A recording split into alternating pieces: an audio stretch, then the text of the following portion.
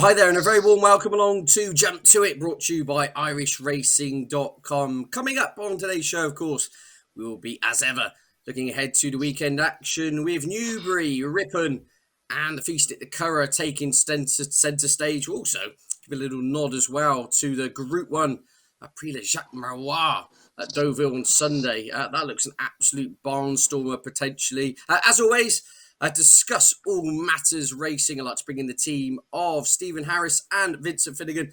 Great to see you, gentlemen. Stephen, how's things been with you this week? No doubt you've been watching copious replays of the Racing League and last week's Curragh Cup. But other than that, have you been up to much? I think it's been the quietest week of punting I think I've ever had in the last 20 years, Ed. As we were discussing off air, I don't think we've had a race in the UK with more than 5 runners in it. It's been appalling standard. I did just watch the replays of the Racing League, which was competitive racing, in fairness to it. If you can fast forward past Matt Chapman and all the histrionics, it's actually cracking racing, but you do have to duck and dive a bit to avoid all that. But no, it has been a very quiet week. We've got the jumps coming back at the weekend, and there is some good racing on Saturday, no doubt. But this is a funny time of year, isn't it? We've had the Royal Ascot, we've had Glorious Goodwood. It's a little bit of a lull racing-wise, and they're certainly struggling for field sizes. Yeah, I think that's a fair point. Naturally, feels a bit of the calm before the storm, with a lot of eyes geared up, ready for the Knavesmire with York's Ebor meeting starting on Wednesday, which, fingers crossed, should be absolutely fantastic. Vince, I'd like to bring you in. A little bit of Groundhog Day here, where we were talking about the Curragh last week. We're going to be talking about the Curragh again this week. How's things been in the week of Vincent Finegan? Oh, quiet enough, I'd say. The big story for me is in the house, about a cactus in the house. My daughter had a little tennis ball sized cactus, sat on the windowsill for the last 3 years, and all of a sudden it grew 2 huge arms on Tuesday. Then it was in flower on Wednesday, and then it died on Thursday. Well, the arms did. It fell off on Thursday. So it only flowers for one day. It's a new Craig David album, isn't it? Yes, yeah. What a world we live in. That was the highlight of our week in this house. Racing's been pretty ordinary. This week it's the middle of summer, isn't it? We've got this Tramore Festival, which is great fun if you're from Tramore or down there for it. It's by the sea, but if you were that close to the sea in this weather, you'd think you'd just go to the sea rather than be at Tramore races. It's jump racing the first 2 days, and then they've got flat racing on Saturday, which is a bit scary because it's a very tight track. It's like Chester on a roller coaster. It's up and down hills, around corners, and it's pretty tight. So not really suitable for flat racing, to be honest with you, but they're all long distance flat races. So hopefully they'll all come home safe, because you wouldn't want to see a little bit of rain on top of that very firm ground. That's the other thing. Indeed, keep your eyes out for Tramore, but after that cactus story, I don't quite know where to go from there. That's throwing me a proper googly early doors, that one. It's a bit of a sad ending as well, wasn't it, really? Very sad, yeah. Very sad. Right, without further ado, we mentioned there's quite a bit of action to cover, so let's have a look at our races of the week.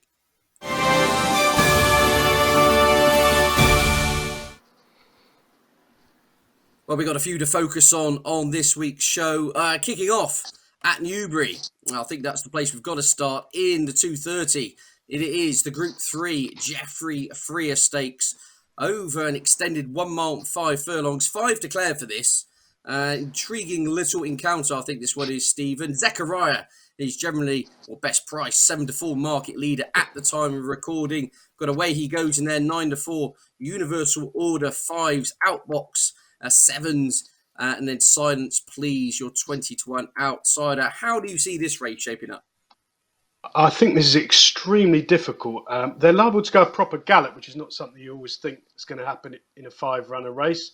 Outbox is almost certain to lead and will take plenty of passing. He's well suited by Newbury. The long straight, and he keeps finding for pressure. I thought the one that was overpriced slightly is Silence Please, who's 20, but liable to be much bigger on the exchanges. I should think she'll be sort of 33, something like that. I think there have been excuses for her 2 recent poor runs. Last time out, she didn't stay 2 miles. I think that's basically she just doesn't stay 2 miles. She's tried it once before. I thought at York in May she ran okay, just weakening inside the final 100 yards or so. Andrew Balding has had 9 winners in the last 14 days. 1 or 2 of them I know I get an Andrew Balding card, and 1 or 2 of them have been disappointing and they haven't been seeing out the races, but he's still having plenty of winners. And I thought Silence Please, who's well capable, loves fast ground, dropping back to mile 5. I can see her running well. I certainly wouldn't want to lay her at 25 to 1, but it is a very, very trappy race. What do you fancy, Ed? I thought it was a difficult race. Yep, absolutely. I have actually, funny enough, I was with Outbox. I thought this race might suit him. Small field, could probably go off and dominate. Quarter distance winner. Again, a little bit of an enigma. Blows hot and cold, but the Archie Watson team, they fired in a nice win. Of course, a little minor upset, didn't they, in the Sovereign Stakes at Salisbury on Thursday, turning over the Godolphin Hot Pot. Yard going well, and I do think this individual who's got some very good group form to his name could be tough to pass out in front with Holly Doyle in the saddle. Could do very little wrong. Vincent, any view on this one yourself? Yeah, it's an interesting little race. The first thing to note is the only one of them that's won a race this year is Outbox, which won in Doha in February. All 5 of them were out of the first 3 last time, which isn't a very positive sign going to back one. The one I really like here, to be honest, which is the favourite. I think if Outbox makes the run, and it'll set it up for Zachariah. Horse was really unlucky in Royal Ascot, the Queen's Vase. Colin Keane rode it that day. Did everything right. There was a very fast pace in that with a runaway leader. Took it up early in the straight, looked all over, was gone 4-5 clear and just got caught on the line. Possibly the race the next day, the last run, may have come a bit too soon after the exertions of Royal Ascot. I'd be expecting Zachariah to be there or thereabouts. It travelled really well the last day as well, just didn't quite finish out the race. I think this mile 5 will suit, particularly if there's a good pace. The other thing that Stephen mentioned there was the Silence Please. This used to be with Jessica Harrington, won its first 3 starts as a 2-year-old, then had 8 more goes and didn't win for her. Has gone to Baldings, 3 runs, no win. Just not sure. Silence Please is really whether she's up to this at this stage. Indeed. Split opinions on the panel there. Should be a good little encounter, though. One with a bigger field would be the other race we are covering at Newbury at 3:35. That is the Hungerford Stakes. This is Group 2 action. Over the 7 furlongs. We've got 10 declared for this. This is fascinating. And Stephen, I'd say on official figures, you could throw a blanket over a few of these. Chindit's obviously right up there with the best in the field on official ratings, but is penalised. So that complicates matters. And then you've got a sprinkling of 3-year-olds in there as well, who've got questions to answer after their latest run. So all in all, looks fairly wide open. Yeah, I've gone for the 4-year-old Jumbie here, who's 16-20 to 1 on the exchanges. I think he's got pocketed as a handicapper. And people, when handicappers run in group races, they get dismissed and they're overpriced. But for me, the official ratings exaggerate the difference between a top-class Saturday handicapper and these sort of Group 2, Group 3 listed contests. And Jumbie has been running blinders all season until Ascot last time. But I watched that run back this morning. He broke very slowly. He was always in a very poor position and never got warm. You know, sometimes these huge field races, you think horses have run badly, you watch them back and they're very easy to excuse. It doesn't take a lot to not get involved, spread across the whole track. And all of his previous form, I mean, that run at the Royal Meeting in the Woking with Mr. Wagyu and Rohan, that form's worked out superbly. It's a cracking good run. It's as good as anything at the front of the market in this field. And if you ignore Ascot last time and the fact that Buick, who was on board in the Woking, is booked, he's back in the saddle. He was missing last time. I think Jumbie's really good each way bet here, sort of 16-20 to 1.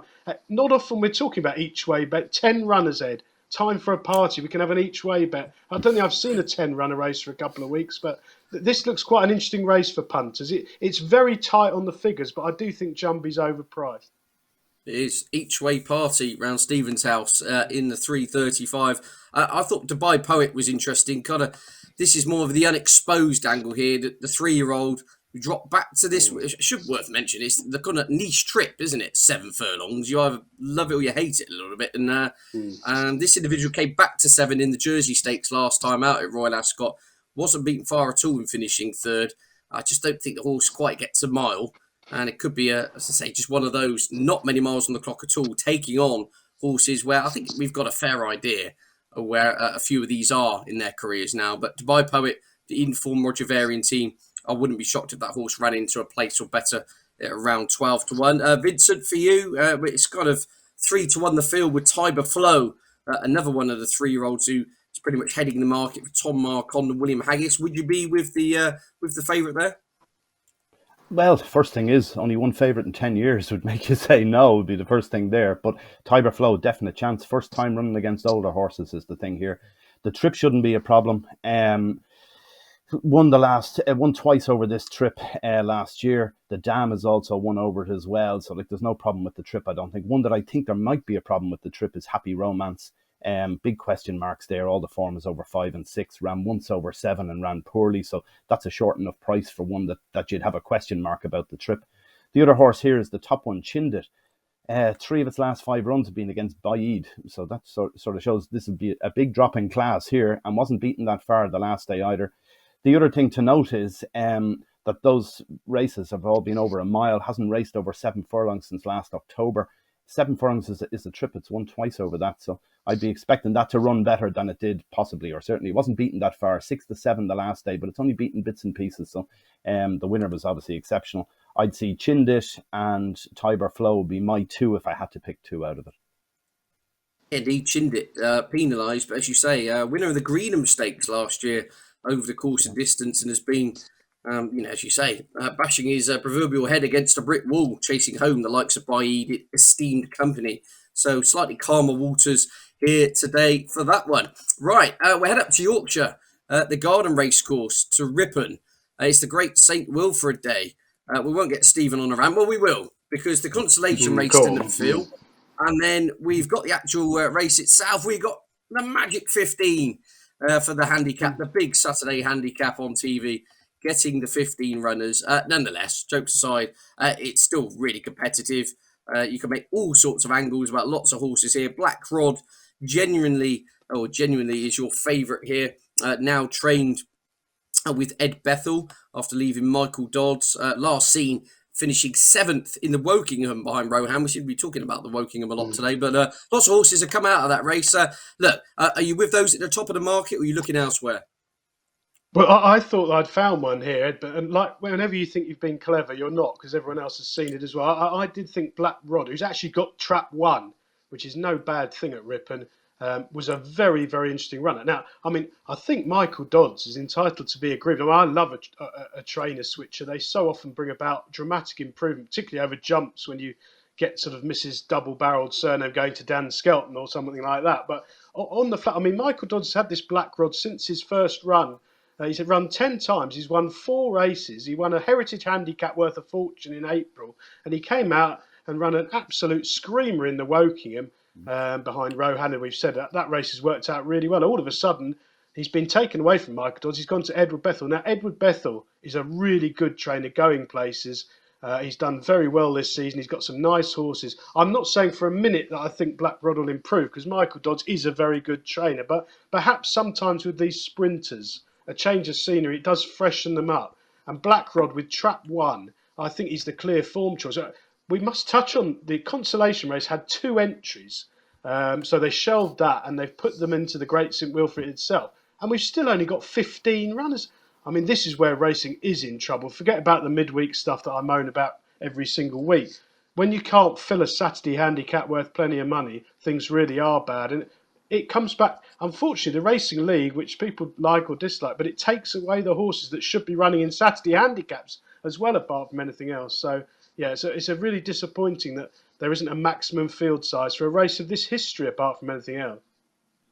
Yeah, absolutely. Over 50 grand to the winner, Class 2 handicap, and as you say, couldn't get the full field size in here.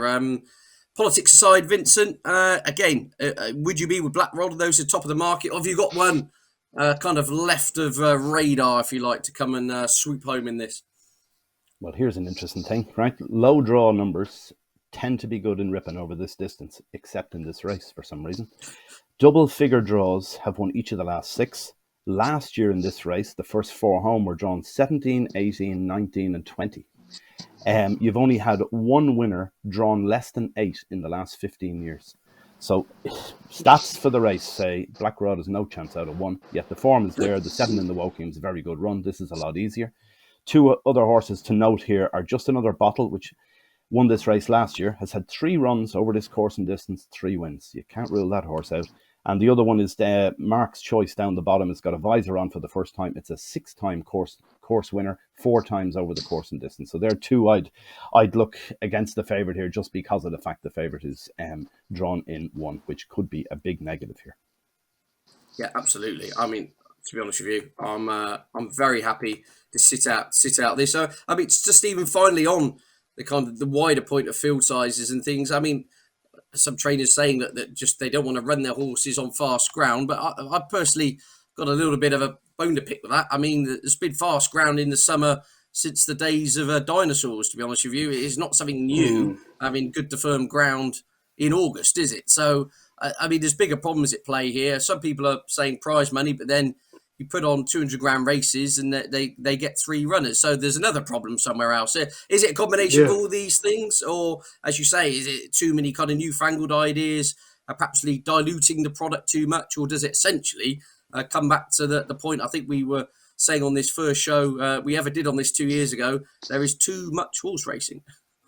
Well, that's the nub of it, Ed, isn't it? You can't escape the fact. Even William Haggis, who's probably got a strike rate better than anyone else training racehorses, never less than 30%. He's unbelievable this summer. He says that they should get rid of 300 meetings. The whole programme and the whole structure of racing needs a shake-up. I mean, we could talk about this for hours, but if you cut 300 meetings, it would be a very good start. Every time there's a race meeting staged, make sure it's a 2 or 3 days in a row fixture. That helps the local area. It helps trainers who can leave horses stabled there overnight. And people know it's on for 3 days in a row. Don't let any meeting be staged unless there's a minimum of 2 or 3 days in a row. It'd make a massive difference. It would save a fortune. I mean, racing is bang in trouble, and we haven't even got to the recession yet. I mean, we've seen a couple of Harry Dunlop, Joe Chewett have both jacked it in the last week. There's going to be a lot more where that came from. People are going to have to start merging and pooling resources because costs have spiraled. And of course, you know, owners haven't got bottomless pits of money unless you're sort of one of the big sheikhs who are unaffected by global events, who do supply most of Newmarket by coincidence. There's going to be people not being able to afford to have horses in training. So it's very worrying times. There isn't one answer, Ed, but the one answer that is the top of the tree is there's too much racing. And if you work down from that, you've got to have that as your starter point. 300 meetings. I think you could get rid of a third of it and nobody would blink. Right, okay. Well, no, it's fascinating thoughts. Yeah, as I said, it is interesting because it's clearly not just a kind of one strand dynamic to this, is there? There's lots of factors at play, but as you say, you're not filling your Premier Saturday handicap at Ripon is a little bit of a worry. Right, on a lighter, more jovial note now, Vincent Finegan. We're going to bring in our Irish expert here to go through all things that occur at Saturdays. A couple of races you would like to talk about as our feature. Can you take it away, please, Vincent? Yeah, no problem, Ed. We've got 2 major races there, as in major this time of the year, 2 Group 3s. We've got the Royal Whip, which is on at 4:05 on Saturday. It's all about one horse here, Luxembourg. Really top class, 2-year-old unbeaten at 2. Came out then in the English 2000 Guineas, was a bit unlucky in running, hampered early on, clipped heels and stormed home, finished 3rd. Really good effort, hasn't been seen since. Perhaps now, I don't know this, but perhaps there hasn't been a setback. Perhaps they're looking at something like the Arc as a long-term target later in the season. You've also got Breeders' Cup coming up, so maybe this was the plan. They decided they'd enough other decent 3-year-olds to compete in all the other races around over the last few months. So they've given Luxembourg a bit of time off. This horse will be extremely difficult to beat. Currently priced up with Paddy Power at 8-15. If Luxembourg is right, Luxembourg wins, and then it's a case of where does Luxembourg go next, because obviously it's a very high-class animal. In the race, you've got Insinuendo. She hasn't been out recently either. The Park Express Stakes in March was her last one. And Willie McCreary has her. She's 9-2. I don't think the prices are too relevant at the moment because it's all about Luxembourg. If Luxembourg is fine, well, and fancied, it will be a very short price and will win. The other one then we have is the 440, the St. Leger Trial. It's a Group 3 as well. And there's 6 runners in this. Not a great renewal on figures because last year we had Twilight Payment beat the likes of Princess Zoe, both rated 114 going into it. This year, the top rated ones are 110.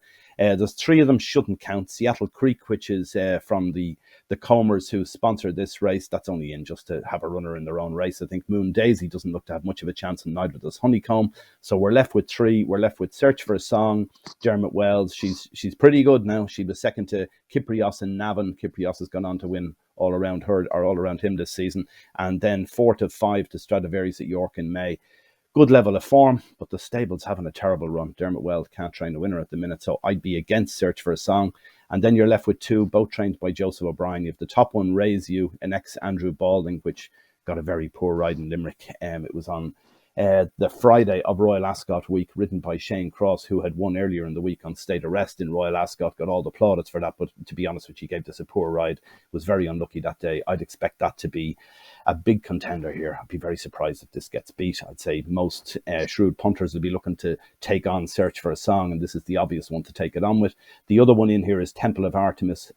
Was due to run in Leopardstown on Thursday, but was a non-runner due to the ground. The ground in Leopardstown was good to firm in places. The ground at the Curragh is good to firm in places. So hard to see that horse run, but then again, you'd never know. I'm not sure why.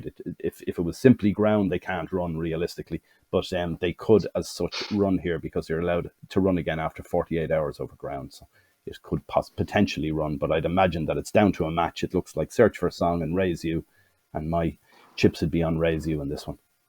Yeah, absolutely. Fascinating stuff there in Ireland, especially, as you say, in the 405 in that Group 3. The return of Luxembourg, who did run an absolute stormer despite fluffing the start in the 1,000 guineas at Newmarket, with finishing third behind Curragh. Speaking of which, just going to very quickly touch upon now Sunday's action, the 255 at Deauville, the Prix Jacques Le Marois, where Curragh should be in the lineup here. I mean, just very briefly, gents, this looks unbelievable. We could have Curragh. We could have State of Rest, a Prince of Wales' stakes winner. And amongst others, we can have the Falmouth 1-2. We had the upset, didn't we, at HQ when Prosperous Voyage got the better of Inspiral. With those two should lock horns again in here against Curragh' State of Rest et al. The vibes coming out of Newmarket, Stephen, I believe, wasn't it Thady Gosden saying Inspiral did a, quote, spectacular piece of work in midweek. The vibes are perhaps they've got her back to her best. I was trying to price this race up. There's no prices at the time of recording. This is a little bit of a head scratcher here, isn't it? Classic winners, Group 1 winners, and beaten 2-year-olds. And then you had the Joker in the pack from last time, trained by Rafe Beckett. This should be a really, really good contest. Yeah, I mean, I would imagine Prosperous Voyage will be a huge price. Inspiral will surely reverse that form. She can't have been right. She was never travelling that particularly well. After such a spectacular return on a seasonal repeat, she just looked like the classic bounce filly. And as you say, she is supposed to be back to her best. We were talking off air, weren't we, Ed? Good to soft at Deauville with 30 degrees forecast. I mean, if they get good to soft ground, that'll be some feat there, given they've had the same weather we've had for the last 3 months. But obviously they just chuck a lot of water on. They must water every day. Perhaps it'll be just perfect ground. This is an absolutely brilliant race, but I do think that Inspiral is the one who could be a cut above all of them if you ignore last time. Yeah, absolutely. Would you share that view, Vincent? Yeah, Frankie on board as well, by the look of the declarations. A couple of good Irish ones in here. You have State of Rest, which we talked about, one in Royal Ascot, and you've also got Order of Australia from Aidan O'Brien, Ryan Moore. This is a cracking contest, and I presume the reason there's such a good field is the ground. They're just not wanting to risk horses on really quick ground at this time of year, so this is probably perfect. It makes a lot of sense. The French do that very well. They seem to always have softish ground, don't they, for everything, jump racing as well. They seem to do it very well in France. The prize monies obviously are very big too, so maybe they're just a step ahead of us all at this stage. Yeah, absolutely. Whatever you do not miss that 2:55 on Saturday, Group 1 action over the mile. Say 9 due to go to post. Should be an absolute corker. Right, we've previewed the weekend's action. Now it's time for our tips of the week.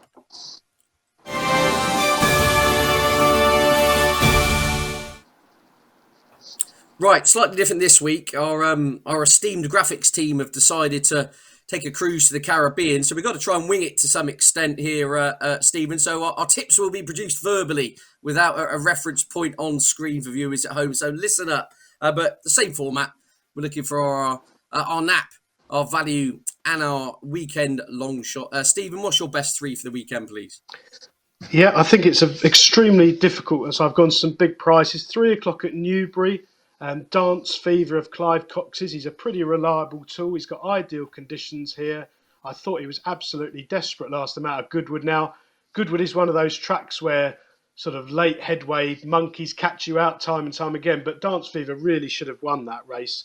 No doubt about that. And I think he'll make amends under Kirby. My value angle selection goes in the 335 at Newbury. Jumbly is around 16-1. Eve Johnson Houghton's cracking, reliable handicapper. That run in the Woking, a standout piece of form.